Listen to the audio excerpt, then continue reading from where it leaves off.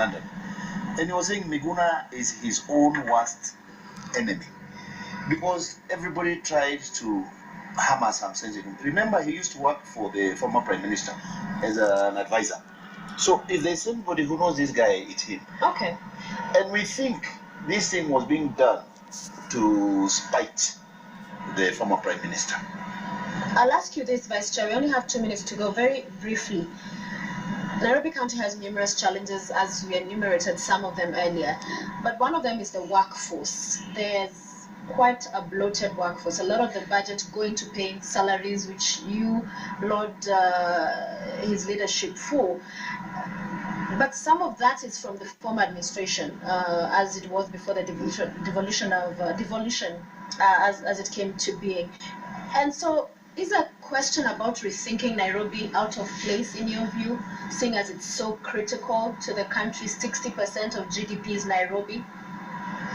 One of the things our brother here has said is that the Kidero administration used to collect 100 million. They are saying they are collecting.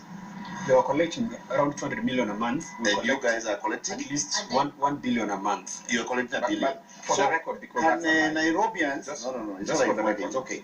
Can the Nairobians see the difference in terms of the money you are now collecting, the services, what she's asking, the workforce? All right. Yes. You are busy beating up hawkers and bodabodas and the same people you have been even demolishing around Ngara, where the same people who supported Sonko, he has now turned around instead of creating. And that is why the president was asking, why are you having these cartels talk, and yet you can involve the youth and get the youth to clean up the city?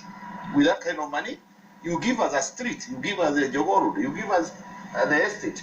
The young people, they are jobless. So do you think we should take Nairobi County back to the national government? I think there was such a move, and that's why... Do you support it? Oh yes, I do. And in fact, this calls for a review of the constitution.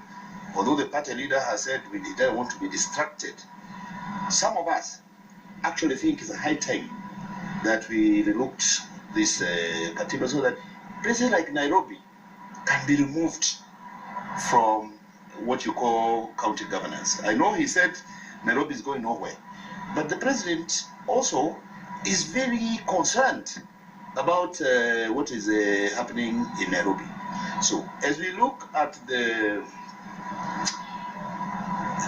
architecture of power relations in this country, one of the things that should stay in the national government is Nairobi, the capital city. Okay, briefly, what do you think the priority for Governor Sonko should be in light of all the promises that have been broken so far, going forward the next 4.5 years or so? What should he focus on? I think infrastructure development and service delivery and bringing back order into the city.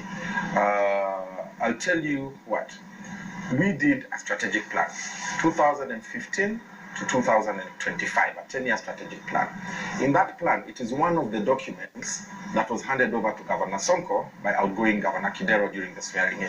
You saw him being handed over a bunch of documents. That document has everything that needs to be done to regenerate Nairobi. So my advice to Governor Sonko is don't reinvent the wheel. Why we were not able to implement that document in full is because of funding issues. Now with the goodwill of the national government, and the national government and county government being under the same party, Sonko has all the funds to his disposal. He should just cut the sideshows. He should take that strategic document, go through it with his team, and implement it. And Nairobians will stop being angry. Yes, I plead for mercy from my director with 1 minute to please ask you this very important question that I've seen quite a number of people tweet about. PS Kibisho is one that Governor Sonko has said has threatened his life and has mentioned you and him to be his distractors. Why hasn't this been settled internally, Jubilee? Why have let it fester in public? What beef does Kibisho have with the governor?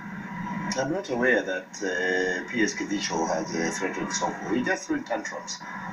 And why would anybody be interested in taking him out? Absolutely no reason. There are ways of dealing with the problem. And I told you, Sonko is my friend. He comes to my house. So why don't you deal with all this mess internally? Because you can call them, summon them, sit around a table, agree things, and then the next day they're running wild, they run riots, you know. All right. You can't manage some of these people. All right.